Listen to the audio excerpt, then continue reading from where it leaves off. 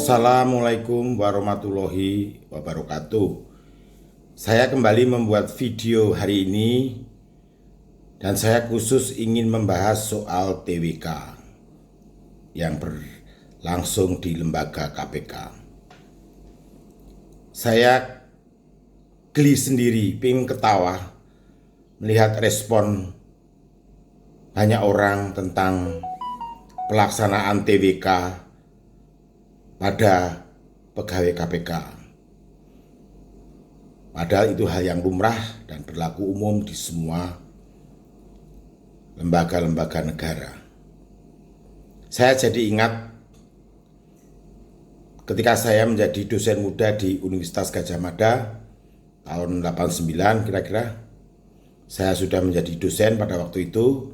Saya dan rekan-rekan segenerasi saya dipanggil Dekan Fakultas Teknik pada kala itu, yaitu Profesor Bomo Wikantioso, diberi masukan, nasihat. Yang salah satunya beliau mengatakan sebagai berikut: kalian datang ke UGM menjadi dosen UGM bukan karena kami undang, tapi kalian melamar. Kalimat beliau ini sangat benar dan menjadi pegangan buat saya, buat perjalanan saya selama menjadi dosen UGM hingga hari ini.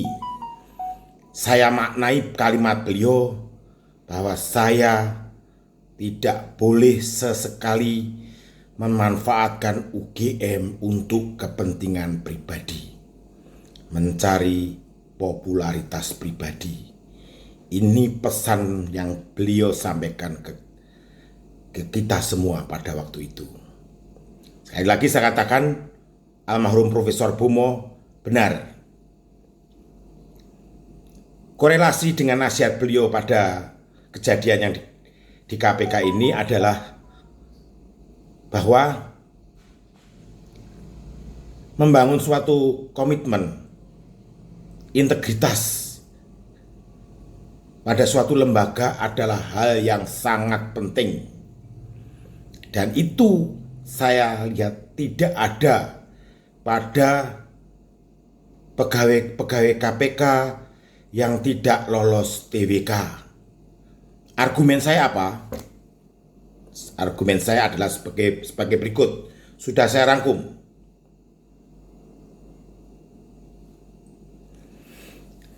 KPK lembaga khusus, calon pegawai KPK harus juga diuji atau tes dengan soal-soal ujian yang khusus. Ini lumrah. Ujian TWK untuk pegawai KPK tentu saja tidak sama dengan ujian TWK yang berlaku di tempat lain yang tidak menuntut kemampuan dan keterampilan khusus seperti KPK. KPK adalah lembaga negara yang sangat strategis. Tentunya persyaratan khusus menjadi sesuatu yang sangat diperlukan. Ya, sekali lagi, legitimasi dari ujian TWK adalah karena KPK adalah lembaga strategis negara. Yang kedua, saya cermati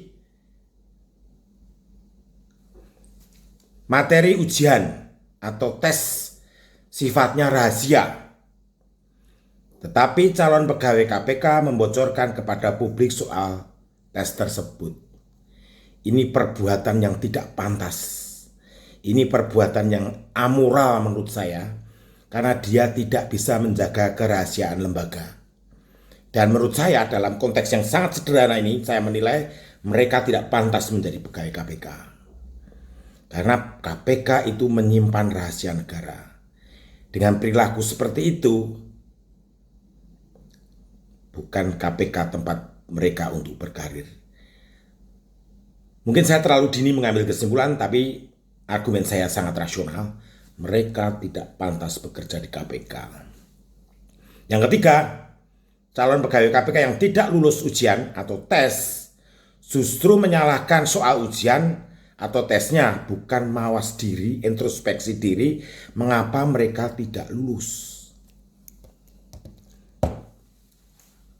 Di mata saya sangat menggelikan dan aneh. Bagaimana kalau itu terjadi pada mahasiswa saya kasih soal ujian, kemudian dia tidak lulus, kemudian dia mengumpat-umpat saya, mengatakan Pak Bagas soalnya terlalu sulit, Pak Bagas soalnya tidak sama dengan selama ini diajarkan di kelas, Pak Bagas ini perilaku apa ini? Mestinya mawas diri, oke saya kurang, saya harus effort lebih banyak, dan seterusnya. Bukan malah menyalahkan soalnya dan menyalahkan lembaga yang menguji bahwa soal-soal semacam ini adalah suatu cara untuk menyingkirkan mereka. Ini perilaku yang sangat biadab menurut saya dan tidak pantas ditiru.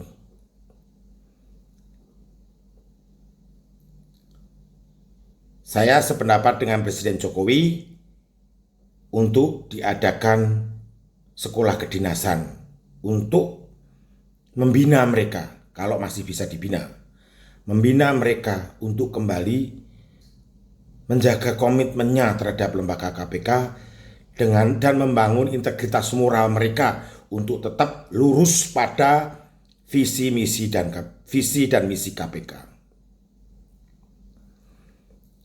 Saya sungguh kecewa dengan perilaku dari pegawai-pegawai KPK yang tidak lolos ujian. Mereka mencoba melawan dengan melakukan manuver-manuver yang tidak elok, tidak pantas, dan tidak bermoral. Terima kasih. Assalamualaikum warahmatullahi wabarakatuh.